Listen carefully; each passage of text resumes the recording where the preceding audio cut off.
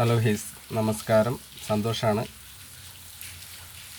ഇന്ന് ഞാൻ പറയാൻ ഉദ്ദേശിക്കുന്നത്, നമ്മൾ കുട്ടികളെ LKG വിടാറുണ്ട്.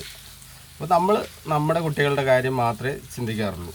മറ്റുള്ള കുട്ടികളെ ചിന്തിക്കേണ്ട കാര്യം സ്വാഭാവികമായിട്ട് നമുക്കില്ല. എങ്കിൽ കൂടി നമ്മുടെ വിദ്യാഭ്യാസ സമ്പ്രദായത്തിൽ LKG വിദ്യാഭ്യാസം നിർബന്ധിതമൊന്നുമല്ല. ഒരു വിദ്യാഭ്യാസവും നിർബന്ധിതമല്ല. എങ്കിൽ കൂടി നമ്മൾ നിർബന്ധമായി കുട്ടികളെ സ്കൂളിൽ വിടണം.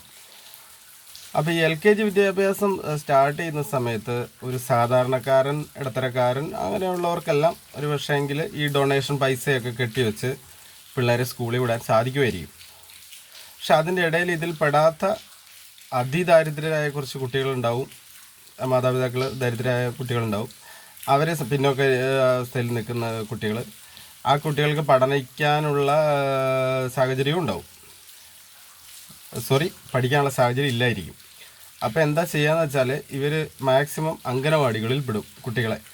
അപ്പോൾ ഇവരുടെ കൂടെയുള്ള കുട്ടികളെല്ലാം ഏകദേശം ഒരു 4.5 വയസ്സ് ഒക്കെ ആകുമ്പോഴത്തേനും ഇവർ പിരിഞ്ഞ് അംഗൻവാടിയിൽ നിന്ന് നേരെ LKG പോയിട്ടുണ്ടാകും. അത് സാമ്പത്തികപരമായിട്ട് ഈ 3000 രൂപ ഡൊണേഷനും അവരുടെ ഫുഡ് ഫീയും കാര്യങ്ങളെല്ലാം കൊടുത്ത് അവരെ സ്കൂളിൽ വിടാൻ താല്പര്യമുള്ള മാതാപിതാക്കൾ, അഥവാ സാമ്പത്തികപരമായിട്ട് അതിനുള്ള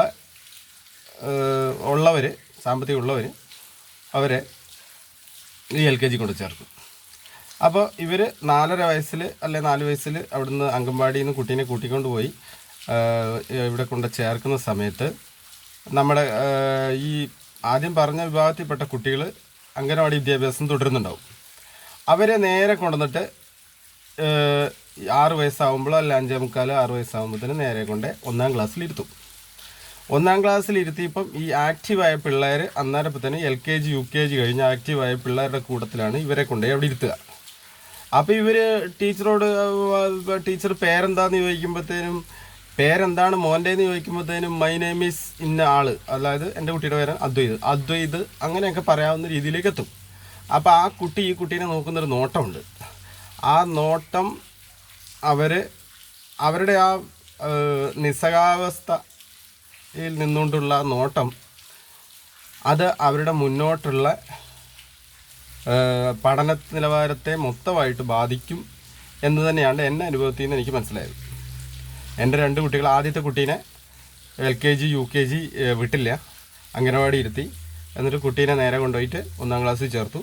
കുട്ടി ഇതേ അനുഭവമാണ്. മറ്റുള്ള കുട്ടികൾ പഠിക്കുന്നതെല്ലാം കണ്ടു കഴിഞ്ഞപ്പോൾ വളരെ വിഷമത്തോട് കൂടിയിട്ട് നമ്മളോട് വന്ന്, അച്ഛാ എനിക്കൊന്നും മനസ്സിലാകുന്നില്ല. അപ്പോൾ ഈ ജോലിക്കിടയിൽ, നമ്മുടെ ജോലിക്കിടയിൽ നമുക്ക് വീട്ടിൽ പോയിട്ട്, ഞാൻ ഡ്രൈവറാണ്, കുട്ടികളെ ഈ LKG വിദ്യാഭ്യാസം ഇല്ലാത്ത എൻ്റെ കുട്ടീനെ നേരെ മറിച്ച് ഞാൻ ഇളയ കുട്ടീനെ കൊണ്ട് LKG ചേർത്തു. കുട്ടി ആക്റ്റീവായി, കുട്ടി പഠിക്കുന്നുണ്ട്. അപ്പോൾ അവൻ സംസാരിക്കുന്നത്, മൂത്ത കുട്ടി എൻ്റെ ഇളയ കുട്ടി സംസാരിക്കുന്നതും എടുക്കുന്നതും വളരെ വിഷമത്തോട് കൂടിയിട്ടിരുന്നാണ് എൻ്റെ മൂത്ത കുട്ടി അതിനെ വാച്ച് ചെയ്യുന്നത്. അപ്പോൾ എന്താണെന്ന് ഞാൻ പറയാൻ ഉദ്ദേശിച്ചതെന്ന് വെച്ചാൽ, ഒന്നെങ്കിൽ സാധാരണ നമ്മൾ എല്ലാ കുട്ടികളെയും ഒന്നിലിരുത്തുന്ന പോലെ തന്നെ എല്ലാ കുട്ടികൾക്കും LKG നിർബന്ധമാക്കുക, വിദ്യാഭ്യാസ വകുപ്പിനോടും കൂടി.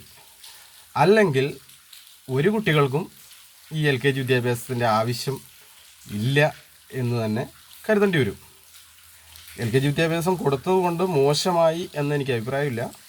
LKG വിദ്യാഭ്യാസം കൊടുക്കാത്തതിരുന്നുകൊണ്ട് ആണെങ്കിൽ എല്ലാവർക്കും അത് കൊടുക്കുന്നത്, അതിലൊരു സാമ്പത്തികപരമായി പിന്നോക്കം നിൽക്കുന്ന രീതിയിൽ നിൽക്കുന്ന ആൾക്കാരും ഇതിനെക്കുറിച്ച് അറിയാത്ത ആൾക്കാരും ഉണ്ടാവും. ഇപ്പോൾ എൻ്റെ അനുഭവത്തിൽ നിന്നാണ് ഞാൻ നിങ്ങളോട് ഇത് പറയുന്നത്. അപ്പോൾ